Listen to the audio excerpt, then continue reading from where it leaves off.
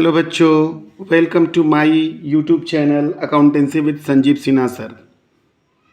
तो बच्चों, मैंने कल आप लोगों को जर्नल एंट्रीज बना करके दिखलाया था, जिसमें मैंने आप लोगों को बताया था कि जर्नल एंट्री कैसे बनाते हैं, उसकी लाइनिंग क्या होती है, किसको डेबिट करते हैं और किसको क्रेडिट करते हैं।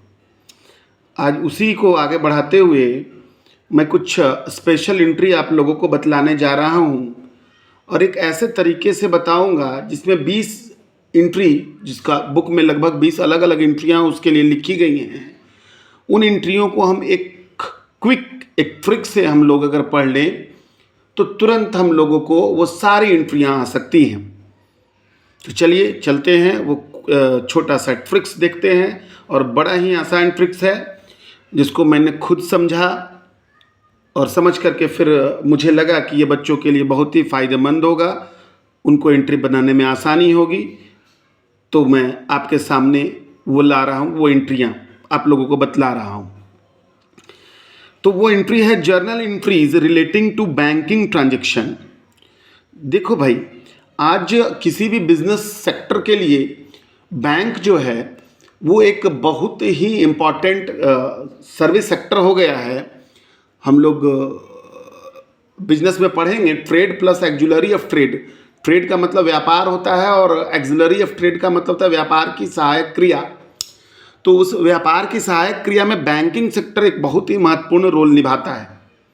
तुमने देखा होगा कि आज प्रत्येक व्यापारिक फर्म, चाहे वो बड़ा हो या छोटा, हर व्यापारिक फर्म को बैंक से जरूर लेन देन करना पड़ता है और जब बैंक से लेन देन होता है तो उसके लिए एंट्रियाँ भी बनाई जाती हैं। सो एक व्यापारिक संस्था का, एक बिजनेस का बैंक से बहुत ज़्यादा ट्रांजैक्शन होता है। तो उसी ट्रांजैक्शन को समझने के लिए हम लोग आज एंट्री, उससे संबंधित एंट्री को देखेंगे। तो इसमें एक शॉर्टकट टेक्निक याद रखना, ध्यान से सुनना मेरी बात को। एक शॉर्टकट टेक्निक मैंने बनाया, मैंने सोचा क्या वो शॉर्टकट टेक्निक ये है कि जब जब बैंक का बैलेंस बढ़ता है तो बैंक अकाउंट को डेबिट में लिखो और जब जब बैंक का बैलेंस क्या होता है, घटता है, तो बैंक अकाउंट क्रेडिट में लिखो। इस एंट्री, बस इसी ट्रिक्स को अगर आप याद रखो तो मैं इस बात का विश्वास आप लोगों को दिलाता हूं कि बैंक से संबंधित कोई भी एंट्री आपकी गलत नहीं होगी। फिर से एक बार मेरी बातों को सुनो। जब जब बैंक का बैलेंस बढ़ता है तो बैंक अकाउंट डेबिट में कर देंगे और जब जब बैंक का बैलेंस घटता है तो बैंक अकाउंट क्रेडिट में कर देंगे। ओके, देखिए कैसे, इसको मैं प्रूफ करके दिखाता हूं। जैसे पहला नंबर एग्जांपल है कि कैश डिपॉजिटेड इनटू बैंक। तो कैश डिपॉजिटेड इनटू बैंक मतलब हो गया बैंक में रुपया क्या जमा किया। तो बैंक में जब रुपया जमा किया तो बैंक का बैलेंस क्या हो गया, बढ़ गया। तो क्या एंट्री बनाते हैं हम लोग, बैंक अकाउंट डेबिट टू कौन सा अकाउंट, कैश अकाउंट बनाते हैं, है ना। वैसे हम लोग बोलते हैं अगर बाई रूल चलो तो भैया इसमें दो अकाउंट हो गए, कौन कौन, पर्सनल और रियल। और तो इसमें दो फार्मूला लग जाता है, पर्सनल का और किसका, रियल का, है ना। रियल का चूंकि कैश मेरे पास से जा रहा है इसलिए कैश क्रेडिट में, और बैंक में पर्सनल का तो बैंक यहाँ पर रिसीवर है इसलिए डेबिट में। बट वो तो ठीक है, रूल तो एकदम ज़रूरी है, रूल के अनुसार ही चलना चाहिए। बट मैंने एक छोटा सा सोचा कि एक प्रयोग किया जाए, छोटा सा एक्सपेरिमेंट किया जाए। अब देखो, जस्ट इसका अपोजिट आ जाओ। अगर मैंने लिखा कैश विड्रॉ फ्रॉम बैंक, तो कैश विड्रॉ फ्रॉम बैंक इसका मतलब हो गया बैंक से रुपया क्या कर लिया, निकाल लिया।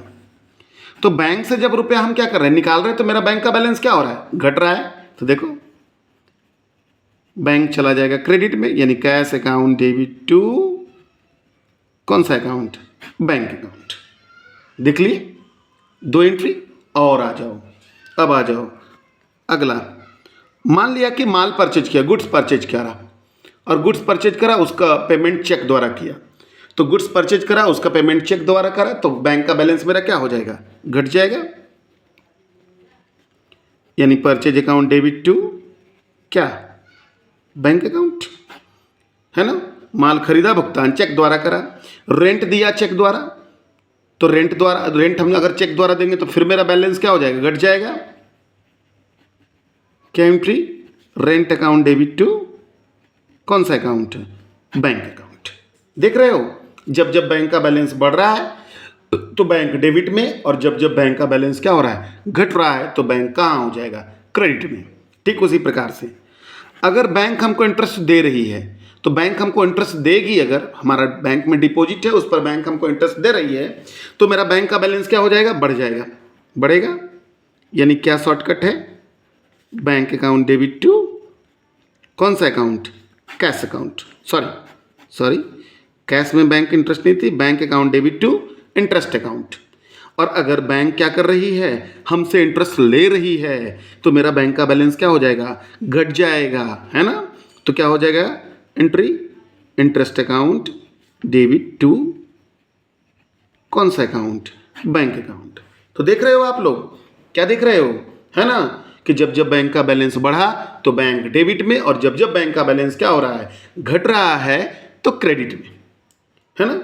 और मैं कुछ और एग्जांपल आप लोगों को देता हूं, जैसे cash withdraw from bank for personal use, मतलब बैंक से रुपया निकाला पर्सनल यूज के लिए, ड्रॉइंग्स अकाउंट डेबिट टू कौन सा अकाउंट? बैंक अकाउंट, है ना? हाँ, अब आ जाए कुछ विशेष प्रकार की एंट्री होती है इसमें, जिसको कि हम लोगों को समझना पड़ेगा। वो क्या है? अगर चेक रिसिव्ड हुआ, किसी से भी चेक रिसिव्ड हुआ, cheque received from Ram, cheque received from Mohan and deposited into bank same day, मतलब राम या मोहन से चेक प्राप्त किया और उसको सेम डे बैंक में क्या कर दिया? जमा कर दिया। Cheque received and deposited into bank same day, मतलब चेक रिसिव्ड हुआ और उसको सेम डे में, उसी दिन बैंक में क्या कर दिया? जमा कर दिया। तो भैया हम मान के चलेंगे कि मेरा बैंक का बैलेंस क्या हो गया? बढ़ गया। यानी क्या एंट्री बना लेंगे? Bank account debit to party का नाम, पार्टी का जो भी नाम है, राम मोहन सोहन, क्योंकि मेरा बैंक का बैलेंस क्या हो गया? बढ़ गया, है ना? बट कभी कभी ऐसा भी होता है, देखो एक चेक का तो वैलिडिटी 3 मंथ तक होता है। तो आज मान लिया, आज शाम में अगर हमको किसी का चेक प्राप्त हुआ, तो ऐसा कोई ज़रूरी नहीं है कि हम उसको क्या कर देंगे? उसी दिन बैंक में जमा करेंगे, अगले दिन 3 मंथ तक कभी भी जमा कर सकते हैं। तो अगला एंट्री जो है, इसको ध्यान में रखना है कि check received but not deposited into bank same day, मतलब चेक रिसीव्ड हुआ लेकिन उसको सेम डे बैंक में जमा नहीं करा। तो इसके लिए हम लोगों को एंट्री बनाना पड़ेगा क्या? Cheque in hand account debit, cheque in hand account debit और टू पार्टी नेम, क्या एंट्री बनाएंगे? Cheque in hand account debit to कौन? Party name. क्या है? Cheque received but not deposited into bank same day, that means cheque received हुआ लेकिन उसको same day में बैंक में जमा नहीं किया। तो क्या एंट्री बनेगा?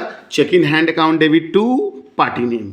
उसके बाद अब चेक, मतलब ये उपरोक्त ऊपर वाला चेक, अब check deposited into bank, deposited into bank, that means उपरोक्त चेक को बैंक में क्या करने पर? जमा। यही वाला चेक बैंक में क्या करने पर? जमा करने पर।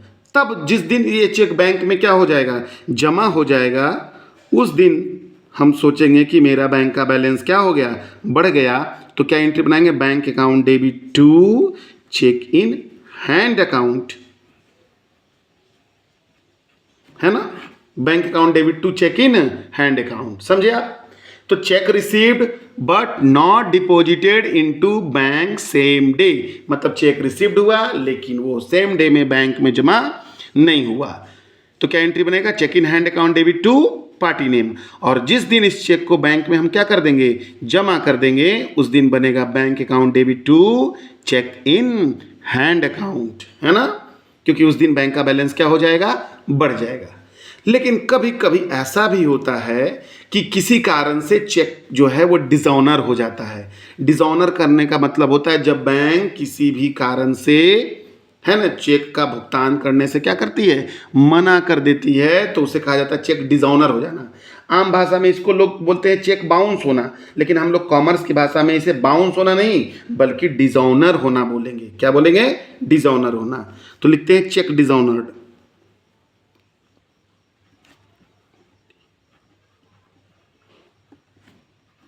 चेक डिसऑनर्ड मतलब चेक क्या हो जाना, डिसऑनर्ड हो जाना। डिसऑनर्ड का मतलब बैंक ने किसी भी कारण से चेक का भुगतान करने से क्या कर दिया, मना कर दिया, तो उसको कहते हैं चेक डिसऑनर होना। तो चेक डिसऑनर होना तो पुनः मेरा बैंक का बैलेंस क्या हो जाएगा, घट जाएगा।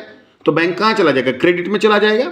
तो हम किसको पकड़ेंगे, तो भैया पार्टी को, जिसने मुझे चेक दिया था। यानी क्या एंट्री हो जाएगा, पार्टी नेम डेबिट और टू कौन सा अकाउंट, बैंक अकाउंट। तो आप लोगों ने समझा होगा, क्या समझा होगा, entry related from bank in 10 minutes. और एक बार अगर ये समझ गए टेक्निक, तो आपको मैं ये आशा दिलाता हूं कि बैंक से संबंधित किसी भी एंट्री में कोई प्रॉब्लम आपको नहीं होने वाला है ना। तो ठीक है, आज का क्लास मैं यही एंड करता हूं। Thank you.